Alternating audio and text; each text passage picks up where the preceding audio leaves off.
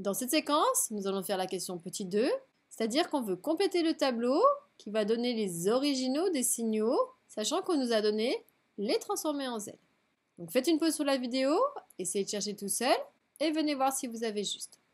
Nous allons faire le premier signal, c'est-à-dire qu'on aimerait l'original de 1 sur Z. Donc pour cela, on va se raccrocher au formulaire que je vais vous redonner. Ici, on voudrait trouver l'original de 1 sur Z. Donc on va essayer de voir, est-ce que l'on voit 1 sur Z dans la colonne de droite qui nous donne les transformés en Z. Donc ici on a Z sur Z moins 1, c'est pas L. Ici on a 1, du carré, du cube, une formule avec Z sur Z moins 1. Donc en fait, la chose qui va se rapprocher le plus, puisqu'en fait il va falloir certainement combiner l'une de ces formules ici avec l'une de ces formules ici, ça va être de se référer à celle-ci, 1. Pourquoi? Parce que je vais la combiner avec celle d'un retard, puisque ici on me parle d'une puissance négative, z puissance moins n0, et je rappelle que ça c'est 1 sur z puissance n0.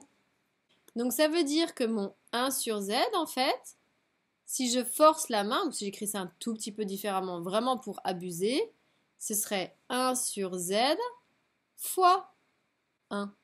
Donc si je compare, ça reviendrait à mon coefficient multiplicateur ici dans cette formule z puissance moins n0, puisque à ce moment-là, le n0, il vaudra 1.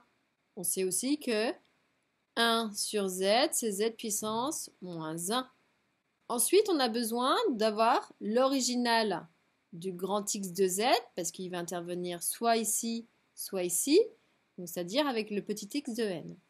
Donc nous, on a besoin de l'original de 1. Or, 1, son original, donc si on va voir ici j'ai bien 1, son original, c'est l'impulsion. Ça, c'est d de n.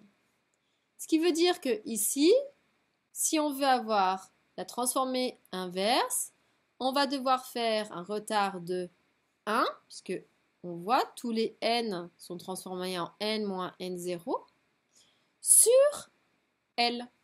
Donc son original, ça va être non pas d de n, mais d de n moins 1.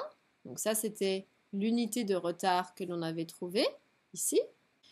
On n'oublie pas de, si on utilise cette manière-là, on stipule que n-0 appartient à n, donc que n-1, il est positif ou nul, ou n supérieur ou égal à 1, ou, vous avez peut-être répondu, ça sera juste aussi, d de n-1, et on multiplie en fait par e de la même chose, n-1, pour bien rendre causal le signal.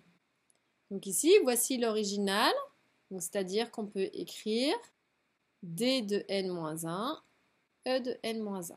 Donc voici pour le premier.